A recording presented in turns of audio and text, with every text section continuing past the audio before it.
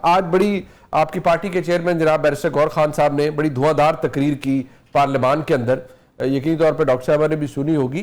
ये आप दुरुस्त समझते हैं? क्या आप समझते हैं कि वाकई ये जो तरमीम है ये इमरान खान साहब का खौफ है जिसकी वजह से ये तरमीम की गई है, या कुछ नुकात से आप एग्री कर सकते हैं कि शायद वो दिफा के लिए ज़रूरी है, शायद अदालती निज़ाम में बेहतरी के लिए ज़रूरी है? बिस्मिल्लाहिर्रहमानिर्रहीम। बहुत शुक्रिया मुनीर फारूक साहब, आपने बुलाया। इस तरमीम में कुछ भी ऐसा नहीं है कि जिसके साथ एग्री किया जाए, हम इसे इन टोटो रिजेक्ट करते हैं। और दूसरी बात यह है कि अगर इमरान खान का डर ना होता और खौफ ना होता तो लाइफ टाइम इम्यूनिटी भी कोई लेता है। पाकिस्तान में ये अजीब निज़ाम है कि यहाँ ऐसे ऐसे काम हो जाते हैं जो कोई तसव्वुर में भी नहीं ला सकता। देखें, आप सिर्फ अपना ना सोचें, इस मुल्क का सोचें। खुदारा मैं तो कहता हूँ इस हुकूमत से कि हमसे बात तो कर लेते कि इनके पे इतना प्रेशर था, अगर ये तरमीम पास करवाने का हमारे पास आ जाते, हम इनको पूरी तसल्ली देते और यकीन दिलवाते कि हम जितने भी आपके ख़िलाफ़ फॉर्म 47 के केसेस हैं, आपकी पटिशन्स हमारी चल रही हैं, हम विड्रा कर लेते हैं कोर्ट से। लेकिन आप आइन के साथ ये खिलवाड़ ना करें, आप आइन के साथ ऐसा ना करें, इसको रोक लें। लेकिन जब आपके पास अवामी मैंडेट नहीं है, जब आपको किसी ने ला के बिठाया और आप अवाम के मैंडेट से नहीं आए, तो फिर आप ऐसा ही करेंगे। यकीनन कोई भी जो असेंबली अवामी मैंडेट से आई हो वो ऐसा कुछ भी नहीं कर सकती। तो मुनीर साहब, सिर्फ ये नहीं है कि ये एक सियासी बयान है, खुदा की कसम दिल बहुत दुखी है और एक प्रेशर है ज़हन पर कि हमने क्या कर दिया जुडिशरी के साथ, हमने क्या कर दिया बाकी इदारों के साथ, और हमने क्या कर दिया पार्लियामेंट के साथ, जिसकी सुपरमेसी हमने अंडरमाइन कर दी।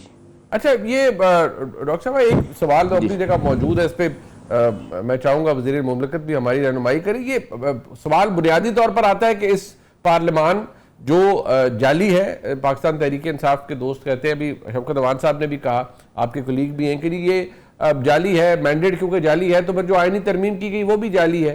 प्लस उनको शदीद एतराज़ है कि इस तरह की आइनी तरमीम का फ़ायदा कोई नहीं है, इम्यूनिटीज़ देने का फ़ायदा कोई नहीं, और खौफ इमरान खान में सब कुछ किया जा रहा है।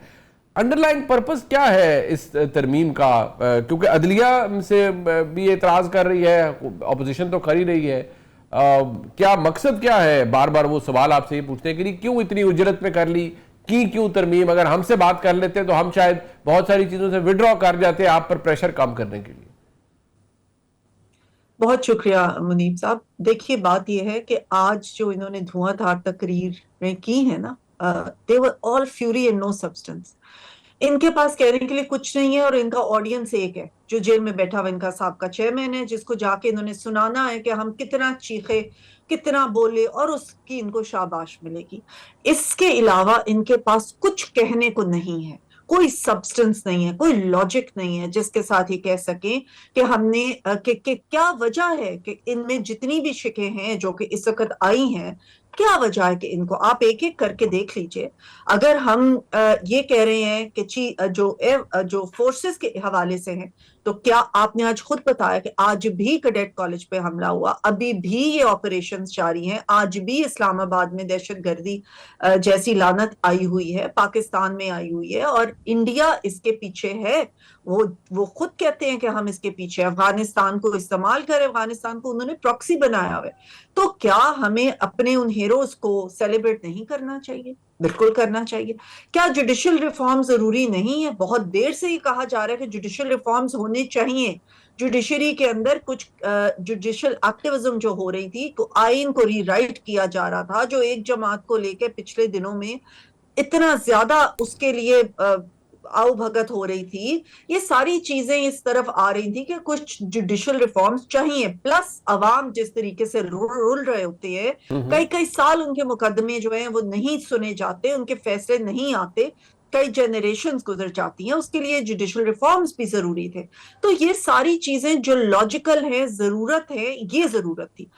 हम यहाँ पे जब बैठते हैं अवामी नुमाइंदे बन के, लोग हमें वोट दे के यहाँ भेजते हैं इसलिए कि वक्त के तहत हालात के तहत अगर हम समझते हैं कि कोई बेहतरी आए अवाम के लिए, पाकिस्तान के लिए, अपने मुल्क के लिए, तो वो रिफॉर्म्स लाए जाएं। डॉक्टर साहब एक जो आप जारी बात है, आपके बहुत से कुलीग्स हैं पीटीआई से है, वो बार बार बात ये करें कि इमरान खान के खौफ में अगर आपने ये तरमीम करनी है तो आप जेल में जाके खान साहब से बात ही कर लें। अब बाद में जो बेबसी थी सलमान राय साहब की कि आपकी हुकूमत है, सूबाई हुकूमत भी आपकी, वफाक में हुकूमत आपकी, आप एक मुलाकात तक अलाउ नहीं करते, कम अज कम चले इसको इंक्लूसिव प्रोसेस ही बना देते। आप खुद लॉ मेकर हैं, कोई तो गुंजाइश होती आपके कुलीग्स के पास एटलीस्ट कि नहीं उनके पास मुसवदा होता। आपने तो रश थ्रू किया सेनेट के अंदर भी सब कुछ, और आई बिलीव कल भी रश थ्रू ही करेंगे नेशनल असेंबली के अंदर।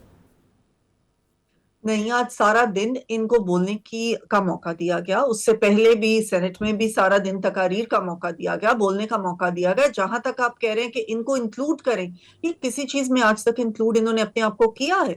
ये तो किसी चीज पे आते ही नहीं। इतनी अहम सिक्योरिटी की मीटिंग्स होती हैं और इनका चीफ मिनिस्टर उसमें नहीं आता कि मैंने पहले इजाजत लेनी है अपने साबका चेयरमैन से। और जहां तक ये बात है कि इमरान खान के खौफ से, that's actually funny, because Imran Khan अब बिल्कुल इरेलेवेंट हो चुके हैं, उनके बारे में अब कोई नहीं सोचता, उनकी कोई खौफ तो दूर की बात है, उनके बारे में सोच ही नहीं अब किसी की, बिकॉज उन्होंने अपने आप को खुद इरेलेवेंट कर लिया है। उन्होंने किसी चीज में अपनी जमात को आने नहीं दिया। उन्होंने किसी अहम जब मौके आते रहे हैं जिसमें हम कहते रहे हैं कि आए बैठे हमसे बात करें, स्पीकर साहब ने एक फोरम बनाया, उससे भी ये लोग भाग गए। सिक्योरिटी के मामला हुए, इनको बुलाया गया, इनको कहा गया कि इसमें आए, तो उससे भी ये लोग भाग गए। कभी किसी चीज में इन्होंने अपने आप को इंक्लूड नहीं किया। लेकिन जब ये आज इंक्लूड नहीं होते तो फिर ये चीखे मारते कि जी हमसे पूछ ही लेते, हमें बता ही देते। वो सारे आप एग्जाम्पल वो कर्टसी से। बट बात ये है शौकत अवान साहब, आज आपके पास मौका था, वो डॉक्टर साहब कह रही हैं आप लोगों ने तकरीर करनी थी, आपने कर ली। बाकी खान साहब के हवाले से तो हुकूमती मौकफ ये है कि वो इर्रेलेवेंट है, और वो तो ये बड़ी मज़ाक़ खेज बात है कि खान साहब का किसी को खौफ है ही नहीं।